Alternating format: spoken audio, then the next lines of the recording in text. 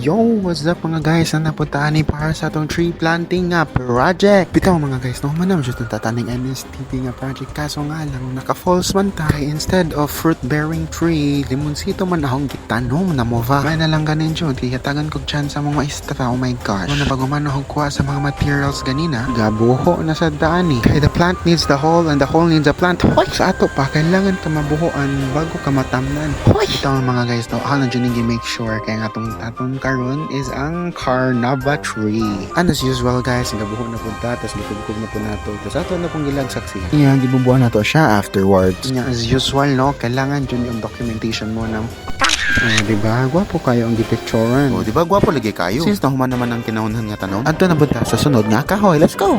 Unya, kapan guys, ka na laging pa-vlogger kan tayo ta magbuot-buot butag ato ang transition. Tanawa. 1, 2, 3, boom! Diba? Nice kayo. Kinasmusan. So, karon day guys, ang sunod nga tanong nga atong itanom kay ang avocado tree. As usual guys, ato gyapon na siyang kubkuban o dili ba kayo lawom nga dapat lang makatindog ang seedling. Baw lagi pud ba nga nung anad kay ko magpatindog. Aw. As always day guys, gibutangan na nato siya ginuta nya. Tayo sa baka aron masustansya na pud siya. Ug dili jud pud nato kalimtan na magbubo tag tubig kay kailangan baya sa tao pud ang tubig. So kailangan pud na siya sa tanom kay mo grow man sila kapar sugod pud nato. Outs. Og kibaw pa lang kung tubig gid ay makapataas dapat gilaklak na ng usa ka galon. As usual guys, since no man na pud magpa-picture na kita kay cloud chaser man ta. Unya pa transition na punis dudong.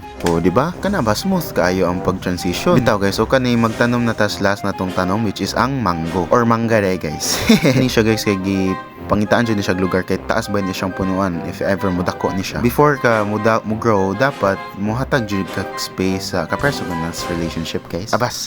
So kani guys, dili na ni siya tae sa baka nga atong gibutang. Ano siya, mo na siya grain sa fresh ka na bitong sa palay ibutang guys. Kananggikan bito sa palay nga mag crops basta kana. Nya kapan guys ato na siyang gibutang guys. Kanya gibutang natog bato. Para indicator nga naan ang tanuman, di siya matumban. Kay usahay lagi kay mawivan na ba ni papa, di niya pakialam. Magaway ko na silang duhang mama, mapatay niya ang tanom. Since nahuman naman tagtanom guys, ato na siyang hinluan as clay go. Since nahuman na tagtanom sa fruit-bearing trees, mag-transition na po ning kanahan. Pero pagbigyan lang, kay last naman pa sa. So, thank you guys for watching. Bye-bye!